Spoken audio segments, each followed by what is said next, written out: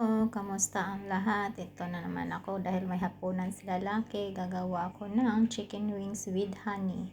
Ito lang yung preparation niya, madali lang.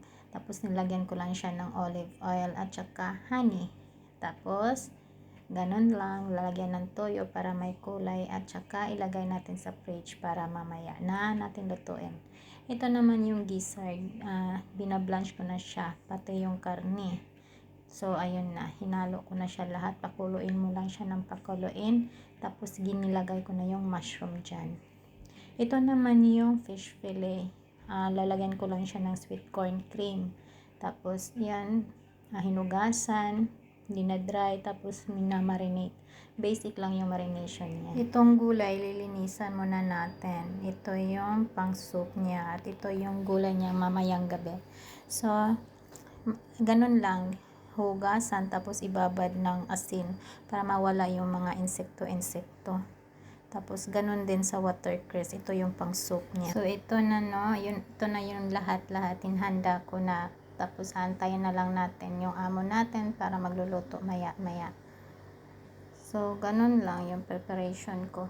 Kailangan handa-handa lahat para dire-diretso na mamaya sa pagsasabihin niyang ready na siyang kakain. So, ito yung sauce niya ngayon. Yung sauce is, lang yan, toyo, garlic, at saka honey. Pinaghalo-halo ko lang tapos mainit na tubig. Ito yung egg white lang. Ihahalo ko siya sa isda para mag-crispy konti. Tapos, yung pisahan ko na kasi 30 minutes yan lulutuin. 30 minutes ay i-bake. Tapos, itong gulay, ayan na. Last minute lang yung watercress. Dahil mabilis lang yan maluto. Mga 15 minutes luto na yan. Pero dahil sabi ni lalaki na change yung mind niya. Na maya-maya pa siya kakain. Ayan. Kinuha ko muna at saka binabad sa ice para hindi siya mag-overcook. Ganun lang. Tapos mamaya iinitin na lang natin.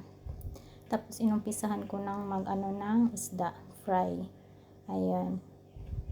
Fry lang natin. Tapos, hinanda ko na yung sweet corn cream. Tapos, nilagyan ko na siya ng egg yolk. Yun lang, para hindi siya basa ba. Mag-sticky siya ng konti. Tapos, masarap din. Smooth yung kalalabasan niya. Pag egg yolk lang ang lalagay. Tapos, yun. Tatapusin ko lang yung pagpa-fry.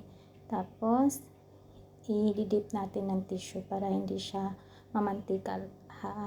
Tsaka natin siya ilagay dyan sa sweet corn cream. Tapos halo-halo lang. Tapos takpan natin para mga ilang minuto lang yan.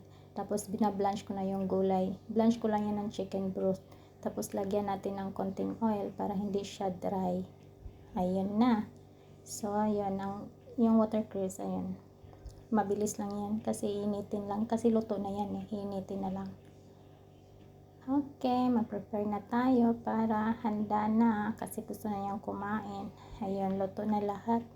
Yung mga preparation ko, yung chicken wings, yung gizzard, yung isda, at saka yung gulay niya.